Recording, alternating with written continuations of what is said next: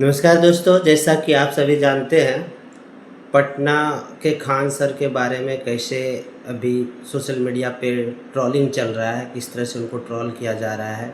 तो आपको बता देता हूँ कि खान सर के बारे में जो भी बोला जा रहा है सही है या गलत है, ये तो बात की बात है। लेकिन एक चीज़ बता देता हूँ, खान सर के बारे में जो भी ट्रोलिंग हो रहा है, फ़िलहाल तो अभी मेरे नज़र से वो गलत लग रहा है, पहली बात। दूसरा बात ये है कि ये जानबूझकर उन्हें ट्रोलिंग किया जा रहा है। आप ही सोचिए, कुछ दिन पहले मीडिया में एक बयान आता है अंजना ओम कश्यप जी का, जो कि उन्होंने कहा था 2 कौड़ी का पत्रकार।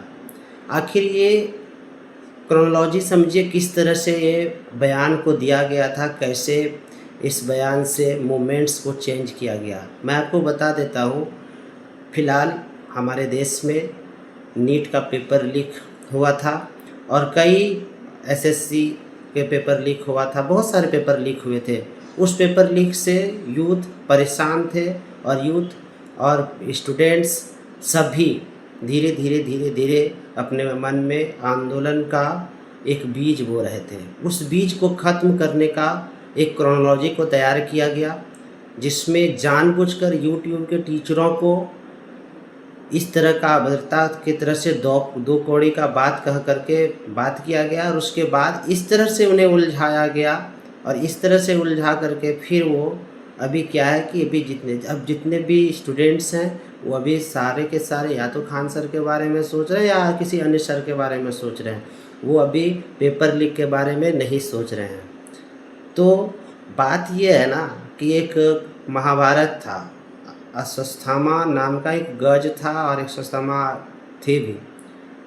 जब अश्वत्थामा गज का डेट हुआ तो जब बोला गजो या नरो, तो उसी समय शंख फूंक दिया जाता था।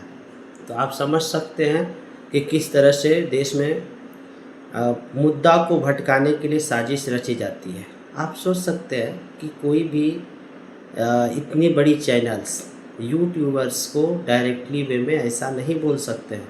उसका रीज़न यही था कि कैसे इन लोगों का ध्यान भटकाया जाए और कैसे साजिश के तहत।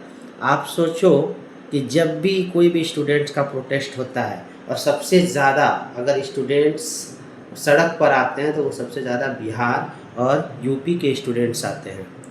आप सोच सकते हैं कि ऐसे और उसमें सबसे ज़्यादा पटना सबसे ज़्यादा आगे रहता है, लखनऊ सबसे आगे रहता है। बाद में ये आंदोलन बृहद रूप से बढ़ते बढ़ते वो दिल्ली तक चले जाते हैं। चाहे जेपी आंदोलन हो या कोई भी आंदोलन हो, सारे आंदोलन का नींव बिहार से ही पड़ता है।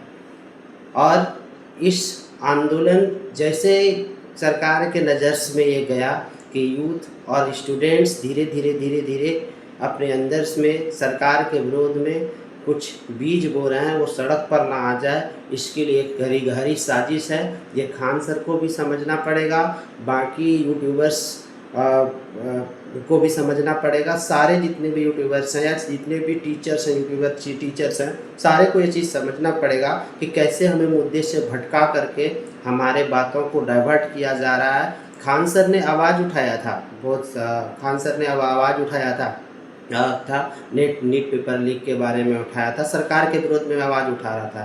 तो इन सारे चीज़ों को ध्यान में रखते हुए अभी फ़िलहाल स्टूडेंट्स को ये सोचना है कैसे पेपर लीक से बचा जाए और कैसे हमें अपने भविष्य के बारे में सोचा जाए, इसको लेकर के सोचें।